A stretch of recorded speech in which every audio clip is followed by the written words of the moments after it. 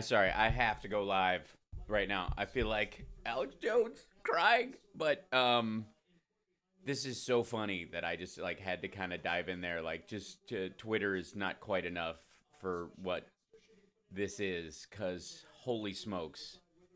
Um, so today there was obviously, I mean, the news is playing in the background. I was watching one of the reporters who was in the courtroom today as they were live tweeting what was going on inside the court, and in the Stormy Daniels restraining order trial. I guess technically it was just it was Cohen's lawyer trying to argue that because of privilege they could protect all their stuff. This is an Hsrpm special report. We're just coming online for a minute.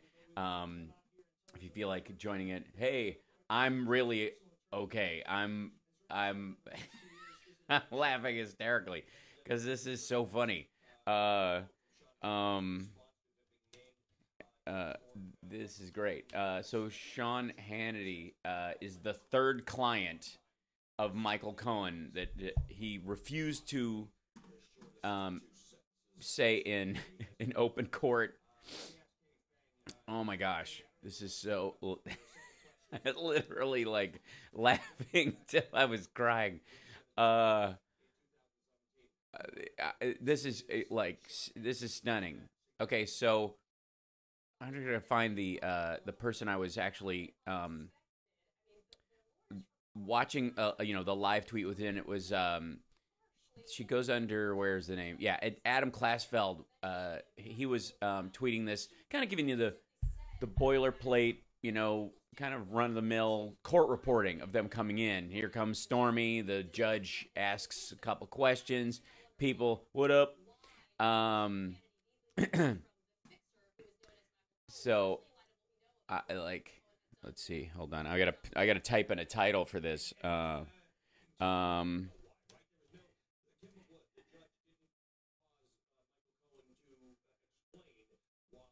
I now.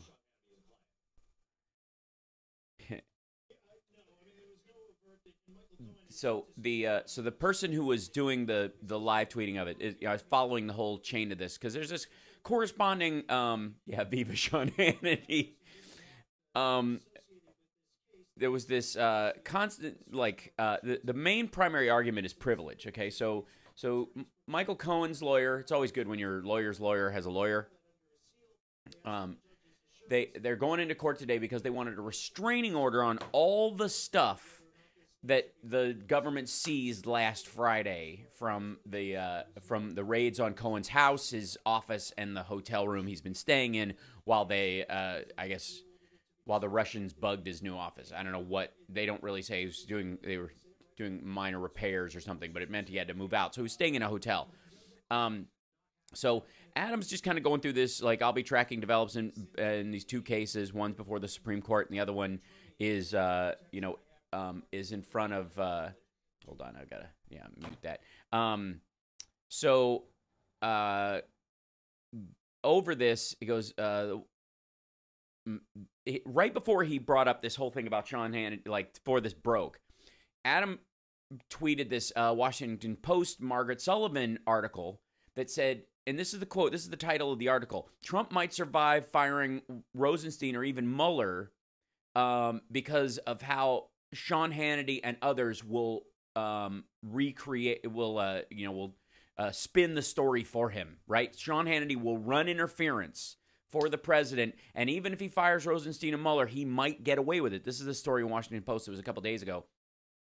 And so Adam brings this up almost in a accidental psychic moment, which is pretty hilarious. So Cohen's attorney files a letter with the court citing, quote, growing public debate about whether criminal and congressional investigations by the government are being undertaken impartially. Okay, so understand what that means.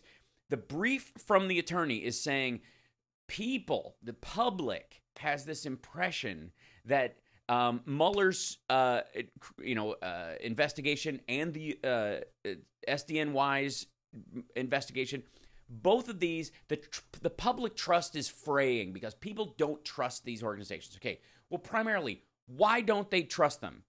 Well, the short answer is Fox News. I mean, you always have Alex Jones in your pocket until you don't last Friday when he, fired on Syria, and then which sent Alex Jones into a hilarious tailspin that is you have to watch it. It's just gorgeous. But also, I think Alex Jones will snap back on his side in an instant anyways. I think, like, this is all play acting. I don't trust any of these people. So, hi, chat room. Hi, how are you? So I'm running through, for those of you just joining us, I'm running through kind of, as they were live tweeting this thing from Adam Klasfeld. And so he was in the courtroom. So he tweets this article about Hannity that Mueller and Rosenstein could get fired. People will let it slide because Sean Hannity will run interference for him. This is early in the process. Okay, so and their argument is that the public doesn't trust these investigations. Well, why don't they trust them? Because they've been lied to repeatedly by Fox News, who's selling this. Okay, so this is he goes, this line by Cohen's attorney is incredible. Second, the appointment of a special master will protect the integrity of the government's investigation from the toxic partisan politics of the day and attacks on the impartiality of the Justice Department and the USAO. Those attacks are coming from Donald Trump, right? Okay, and so then comes the big thing. Okay, so new filing by Michael Cohen reveals that he had 3 clients he gave legal advice to in 2017, 2018. 3, Trump, Elliot Broidy, and, quote, a third party who did not want to be named. This seized up the court for a minute. So they were like, wait, why, if he's claiming privilege, why in the world would he be able to say that these people, he's got a third client that he has privilege with, but that person, doesn't want to be named in court, even during the process of claiming privilege for that very person. Okay, so, I mean, and this is just a bear trap. But anyways, it's true. Like, how do you claim? I could claim attorney-client privilege for attorney I don't, for a client you don't even have if I was an attorney, just to protect my office. It's weird. Talking to the wall is not a client. So, okay. So that's their main argument. So they're pushing back. So, so he had 3 clients. New revelations are emerging by the moment, but in the meantime, I'll catch up with the current state of play he's talking about this other thing. Special masters. Then in the hearing, they're going in the president's just above. Okay. The government's new brief claims that Trump and Cohen's attorneys were trying to erect an unprecedented and unwarranted obstacle to the government's ability to investigate attorneys for their own conduct in one case or another. So this kind of fades on, and they're kind of arguing these points until, where is it? I got to scroll through it. So, and then Stormy arrives, right? So Stormy has just entered the courtroom. Like, they're just going through this part. John Kimball has not yet entered the room. So this is, they filed these briefs, and then the judge comes in. The first thing the judge, okay, all rise. Judge Wood just took the stand. The attorneys introduced themselves. The bench. Judge, do you know roughly the volume of privileged documents that were seized? Cohen's attorney, Todd Harrison. No, Judge, we don't. We don't recognize all of the items that the government seized. So again, well, that's a big one too. Like, how can you claim privilege on stuff that isn't even, you don't even say that's mine, right? It is literally the equivalent of a giant bag of weed in a duffel bag next to you at the airport, and you're like, dude, some dude set that there and walked away. Right? Which is a great legal argument to be in. But anyway, so it's basically making the giant. So thanks everybody for jumping in. So I'm just going through what happened in the lead up to this. So Judge Wood asks the U.S. Attorney to estimate the number of privileged documents. He goes, no, in fact, because of the pendency of this motion, it's difficult to talk to the privilege team. So they can't even talk about how much stuff there actually is because they got this order to stay until they could have a hearing about it, so they didn't crack some of this stuff open. They know the generalized stuff. They probably have the electronic devices, but they haven't opened his files yet under, because of this. This is, I'm just reading off kind of what they're saying loosely. The case estimates there's about 10 physical boxes of documents, but the real volume will come from electronic files. Okay, Cohen does not state whether he has retained any material from the Trump organization when he left over 1 year ago. The silence from the Trump organization is telling, he adds later. Mr. Cohen may have a legal degree, McKay allows, but adds this search is about his private business dealings. This is far from the Lynn Stewart case. He continues, that's a precedent for another privilege case.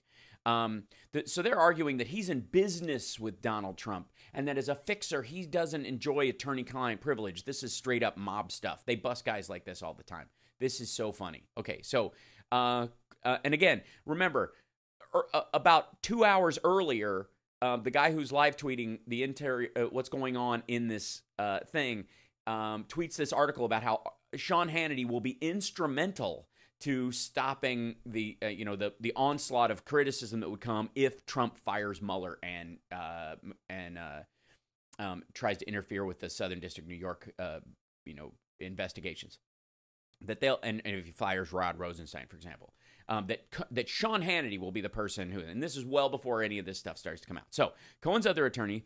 Okay, so they're like, quoting from Cohen's letter, attacks on the impartiality of the Justice Department and the USAO, McKay notes that the irony that pointed out that Cohen and Trump both made inflammatory attacks on the search. So both of them are the attackers, they say. And then Cohen's other attorney, Stephen Ryan, says that the third client they have is a publicly prominent individual, and he didn't want to be his name to be released from the public. I think he means to the public. And he goes, we are protecting that person's identity, but not from the court, he claims.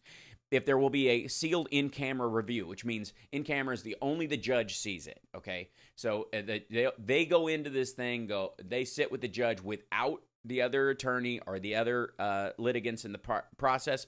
They sit down and they go, it's Sean Hannity. And then the judge says, okay, all right, fine, we'll keep that private. The problem is there's no legal reason why. There's nothing about this guy's...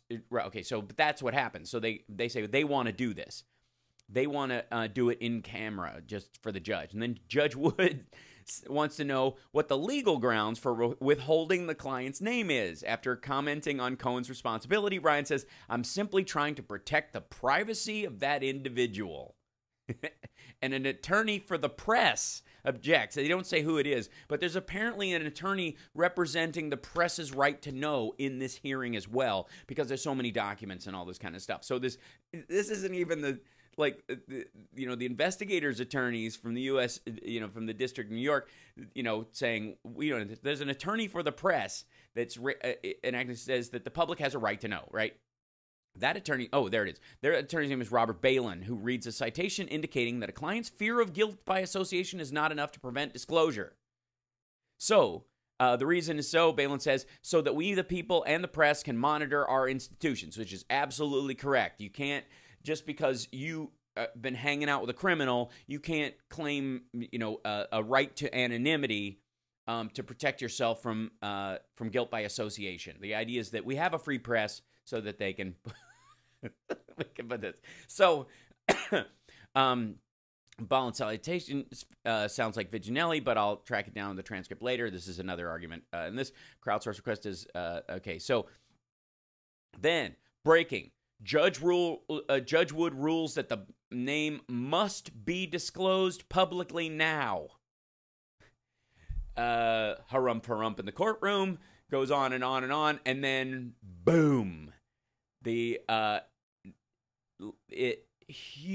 like everybody's sweating it out, and then people are saying this. They're like, Don Jr., is it going to be Eric? Is it da-da-da-da? And somebody even said, please let it be Dersh or Hannity. It wouldn't be Dersh, but and it's just this big like waiting, and then it pops that it's Sean Hannity, that the third client, that there are only 3 clients that Michael Cohen had in 2017, 2018, that and they were Elliot Brody, Donald Trump, and Sean Hannity.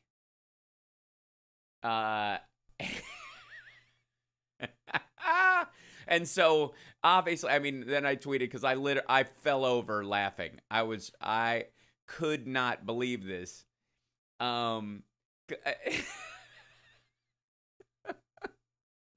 Because here's the thing.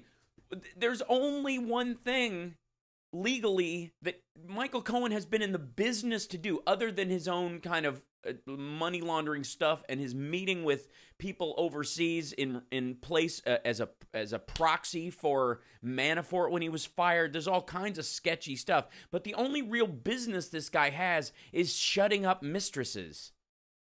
And then,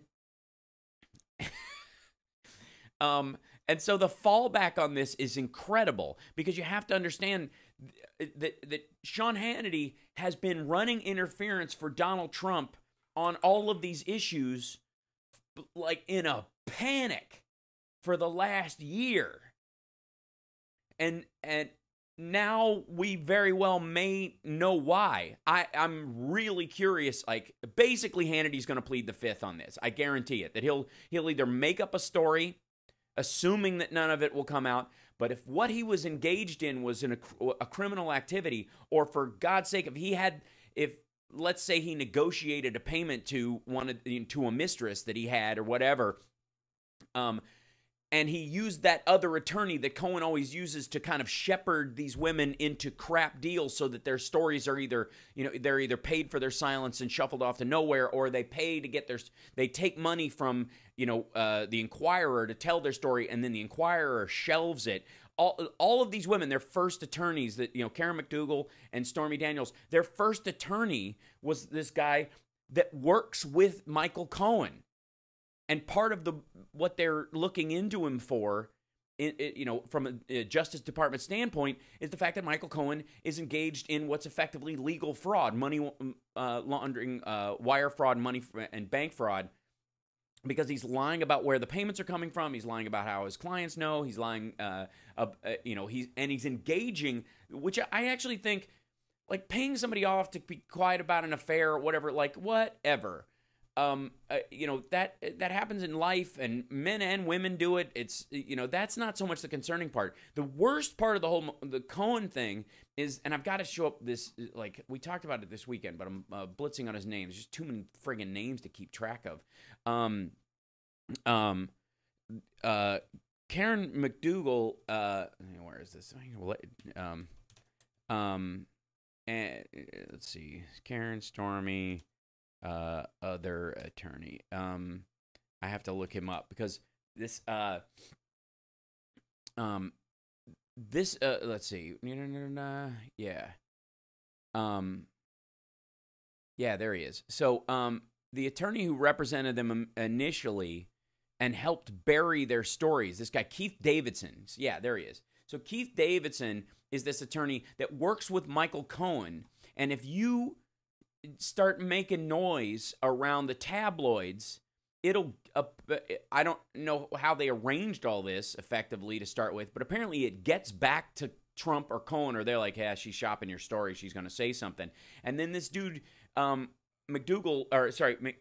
Davidson shows up to McDougal and Stormy Daniels and probably others and says, hey, I can negotiate the payment for you. If I can be your lawyer for this, I can help you. I have a lot of experience with this. And his experience with this is actually manipulating his own client to the benefit of Cohen's client, which is Donald Trump. Holy smokes. So here's the other thing. What the hell? Sean Hannity is the third client. What the hell? And so the question becomes, why would he engage the legal protection or services of Michael Cohen? Sean Hannity is a multimillionaire on with the now second highest rated news show in the country, after being beat by Rachel Maddow consistently over the last year. This guy has access to regular attorneys. If he has somebody suing him for something that's a lie or whatever, it's not hard for him. He can afford top-tier attorneys who will deal with stuff that isn't really going on. Like if he's accused of something he didn't do. But in the case of, like, why you call in Michael Cohen, why do you do it? Either because Trump told you, if you got a problem with the ladies, if some woman, I'm not saying you have or you haven't, but if at any point in the future it could really help. Mickey over here, he's super good. He's the guy,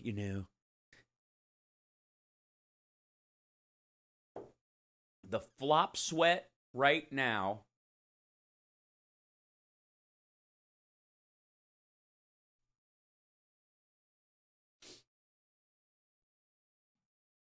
Sean Hannity, back page 316 says, I'm not responsible for any sex payouts. You have no right to judge me. I don't care if you have a judge in your title. So now you're required to wonder if Hannity had one of those Bill O'Reilly mistresses. Exactly.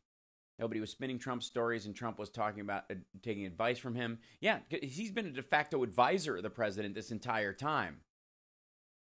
What type of conspiracy is this? Well, I mean, if you're looking at here's the thing. It is very possible now that Sean Hannity is not protecting Donald Trump out of a sycophantic love for Donald Trump, but out of a self-interested protection of his own legal rights. Because if Donald Trump was able to shut down them going after Cohen, then that would protect Sean Hannity's information from coming out, his story, his mistress, his whatever.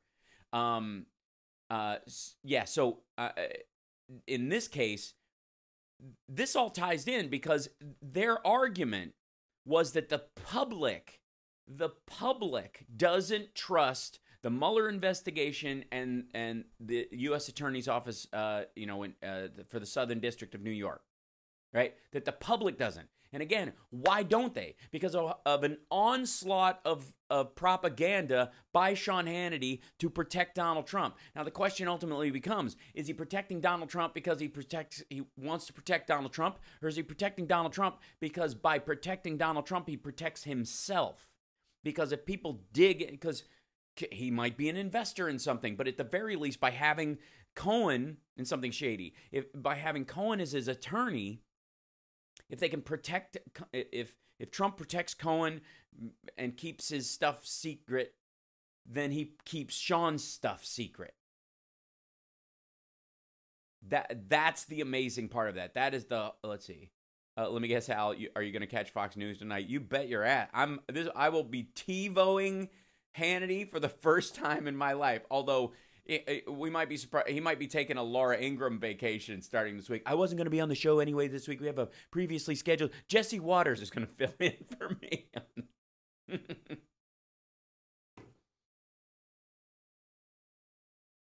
Yeah. Hey Tom, glad to watch. I can't. I don't want to relitigate everything that's gone on. But this is the fact that Cohen. Yeah, and I'm literally, yeah, Bloomberg's breaking. Sean Hannity is named as the client of Trump lawyer Michael Cohen, who objected to being identified. There was only 3 clients. Elliot Broidy, who admitted to paying $1.6 million to a Playboy playmate who had an abortion rather than have his child, that he apparently paid for a couple of years and kept her up like paid her bills, whatnot, kind of kept her on, in tow. And then eventually when they split from that, he negotiated the payment. Michael Cohen negotiated the payment in that circumstance. He obviously has dealt with both Stormy Daniels and Karen McDougal and others on behalf of Donald Trump. And now we find out that this is like a punchline. This, jokes come in threes, and Sean Hannity is the friggin' punchline right now.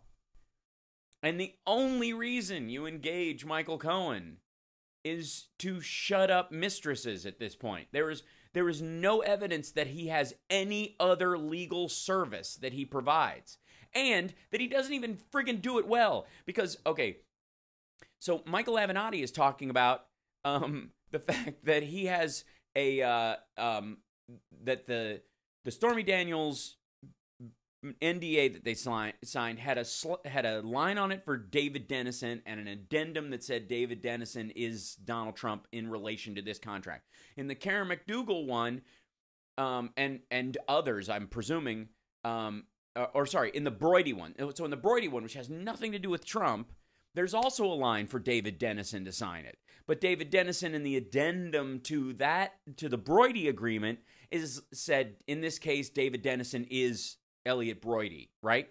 So Michael Cohen doesn't even do the fixer job well. He just there. He's literally rubber stamping this. He's handing out and okay. So in the Stormy Daniels one of the things that blew up in the beginning of the story, once the NDA became public, was this stuff about paternity, whether a child was produced, and she forgoes any rights of paternity or future paternity. Like, okay, well, that's we know now that in the Elliott Broidy NDA that there was a paternity issue, that this woman had become pregnant with him and then had an abortion, and that at no point would she later claim that if she had another child, it was his, or, even if it was, right? And so basically the NDA is a standard document that dude hands out. You're right, Dr. Oliver, but Trump only hires the best people. The best people, I will get them negotiating the best deals.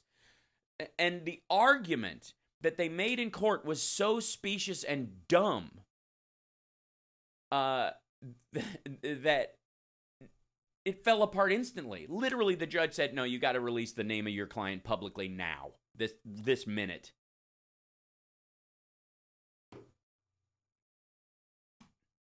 And here's the thing. This happened in court.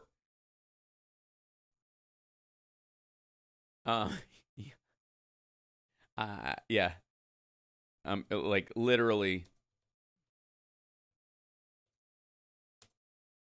I had to it was just I was like, I don't even know. I was thinking about streaming like I do sometimes when I can't stop laughing on Periscope, but I was like, there's just too much to unpack here.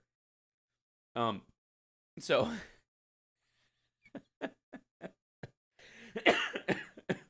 oh my God. This is so hysterical. So, yeah. So, Sean, this dude only has 3 clients. And he only fixes mistress problems, and his only other client, who he refused to say was a client, turned out to be Sean Hannity, who has been defending, again, the biggest part of this, and you really have to look at this, because they made an argument earlier in the proceeding that you can't, and I keep going back to this, but it's true. They were making an argument that we need a special investigator, a special like a master to oversee this evidence that's impartial and alone, by the way. And what they mean is a federal judge. And they want to be able to pick the federal judge. And if you'll notice, who's put more federal judges on the bench lately than anybody else, by the way? And a bunch of them haven't had a chance yet to instigate Trump's agenda. So they're kind of unmarred by ties to the president, other than that they were, a Trump appointees or whatever. But there'd be arguments for months getting this. Anyway, so, okay. And it's hard to even play catch up with this, but this is so funny. So, but their argument legally in court, that is that the public doesn't trust the Mueller investigation and the Southern District of New York's investigation because they see it as the public sees it as untrustworthy, and therefore, not because it is untrustworthy, but because there's a public appearance that it is untrustworthy. Because of that, we must appoint a second person, not the taint group, which is hilarious. Hold on, my girlfriend is FaceTiming right now. Hi, hi, good morning. I'm live streaming right now, so. Did you hear about Sean Hannity? Yeah, I couldn't stop laughing, so I had to jump online. Mark even tweeted me in my DMs. Mark Safar DM'd. He's like, "Is this true?" I'm like, "Yes." Yeah, it's kind of, you can't really write that. No, it's just it's too amazing. So, all right, well, I've never wanted to watch Fox News so badly. I know. I've got to go DVR his show. And like, DVR show, yes. The whole series, absolutely not. Yeah. Okay, have fun. Okay, I'll talk to you in a bit. Bye. Bye. Bye. So, so, so again, two major points they make legally in court. One is the public doesn't trust this, so we need somebody to create a federal they don't want a prosecutor, which is what the taint group is. They want a federal judge who more than likely they vet and they like to look at all this evidence and see what's privileged and what's not, and only discuss it with them, not interact with the government's lawyers until such time as they've decided what's what. Okay, then but the main thing is the public doesn't trust it. Okay, and then they make this argument that he only has 3 clients. The third client doesn't want his identity put forward because the public will judge him as guilty by association. Literally, and what does Fox News do? Like, because Hillary Clinton hired Huma Abedin, she might as well have been Pizzagate. You know what I mean? Like the lineage, like the direct line of guilt by association. Basically, it should be Fox's byline instead of Fair and Balanced. Just like, we show you who's guilty by association. Friggin' Glenn Beck's Blackboard, that's all that was about. Sean Hannity literally puts together these crime family things, stringing people together. Making them guilty by association is the entire goal, right? And then, but the argument that they make in court today, just 2 hours ago, is that our client doesn't want his name revealed because he doesn't want to seem guilty by association. Okay, guilty of what? Association with whom? Association with a giant cash bundler for the RNC and Donald J. Trump. What? Like, literally, the third client, whose name shall not be mentioned, doesn't want to be associated with the crimes of Michael Cohen engaged in and the crimes that he may be engaged with his other 2 clients, one of which is the President of the United States. And that third client turns out to be the guy almost singularly responsible for creating the impression that Mueller is untrustworthy, that the Southern District of New York is completely corrupt, and that this is a witch hunt after Donald Trump. Oh my God. Okay, I'm going to check with the chat because I've been ranting about this, but holy smokes. Okay. Yeah. Boilerplate for babies and catching up. Time and CBS are reporting it. Yeah, did Trump get Sean Hannity pregnant too? Yeah. Oh my God. Okay. Hasn't Hannity also dragged people for extramarital affairs? Of course. But but he's also forgiven Donald Trump's. So it's one of those things like they shrug off their sides and and I got news for you. As far as extramarital affairs, I consider those personal matters. And I don't care if you're involved in that. Arguably, I don't care about what David Vitter did. I don't care about,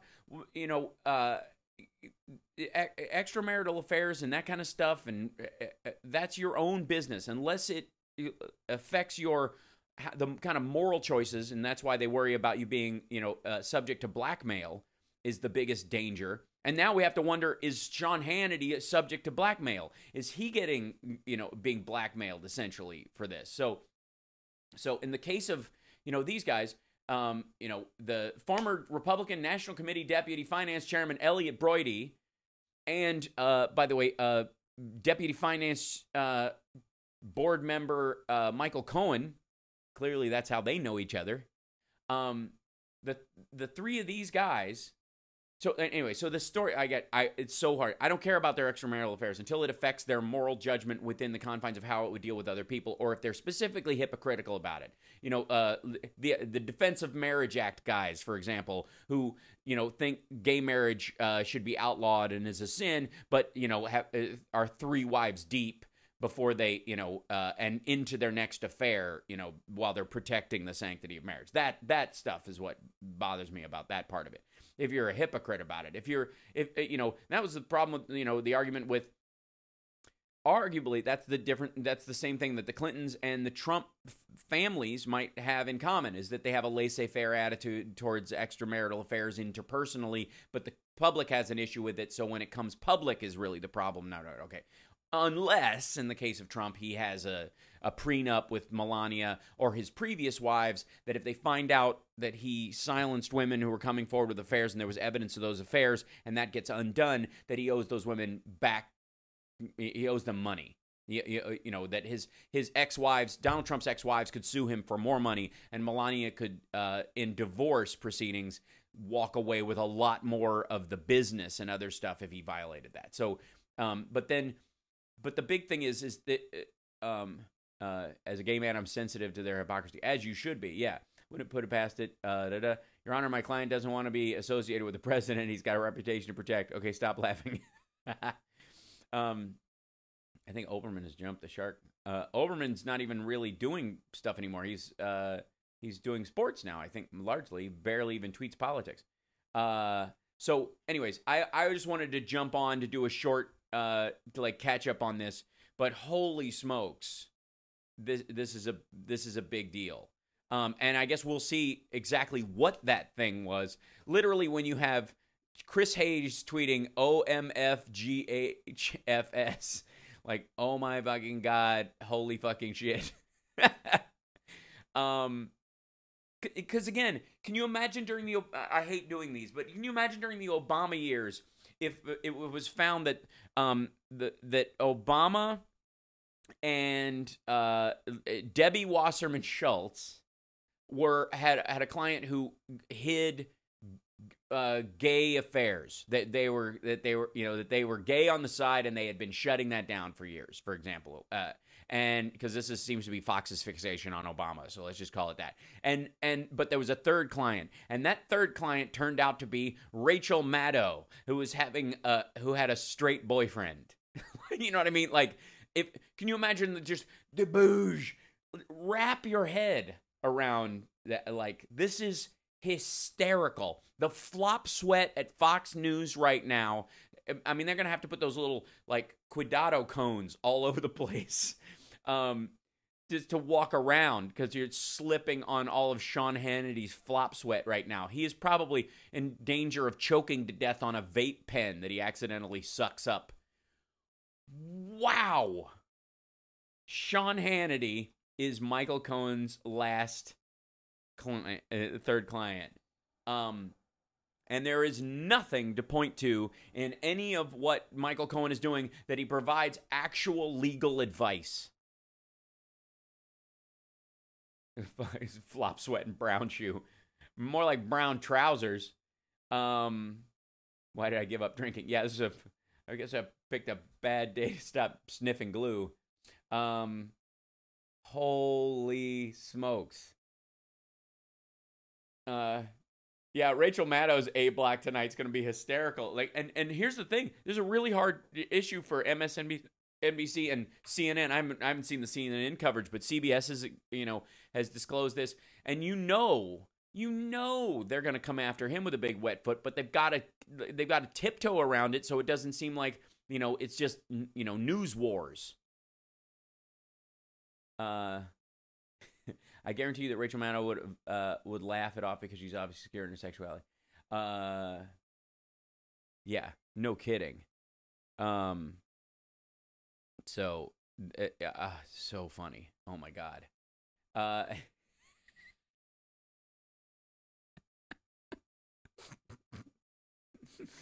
Oh, Sean Hannity is the #1 Twitter trend right now.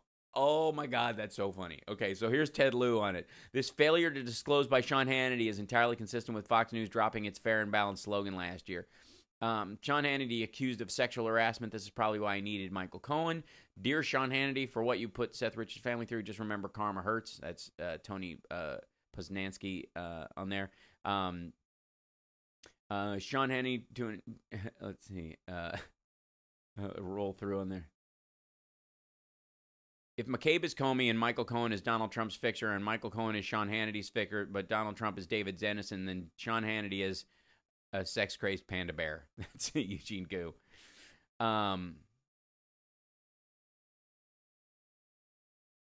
Yeah, Scott Dworkin saying, wow, Sean Hannity is saying my group, the Dem Coalition, among others, is why he hired Michael Cohen to be his attorney. What can I say? I'm an expensive date. Oh, so Sean Hannity's now, I guess, making statements about it. Let's see.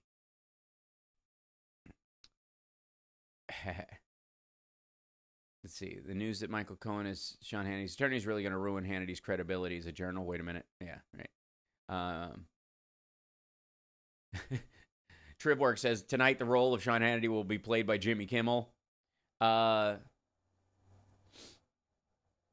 News correspondent Laura Engel, and he named him as Sean Hannity. Moving on, setting a land speed record for reporting the very, very embarrassing network for the network. Michael Cohen doesn't seem to be much of a lawyer. This is Joy Reid speaking, and he served mostly as a fixer to his other clients, which is the point I just made. So what exactly does he do for Sean Hannity, a.k.a. client number 3? Does anybody know if Sean Hannity has any long-planned vacations coming up? That's Michael Ian Black.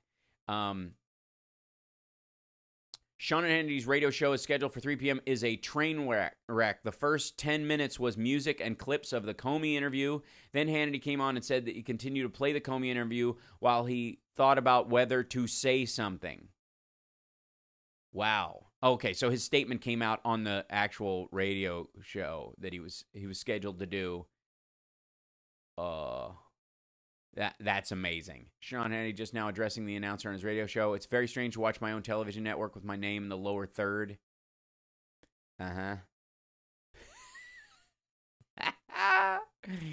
Oh, this is going to be good. Because he's got to, whatever he says will,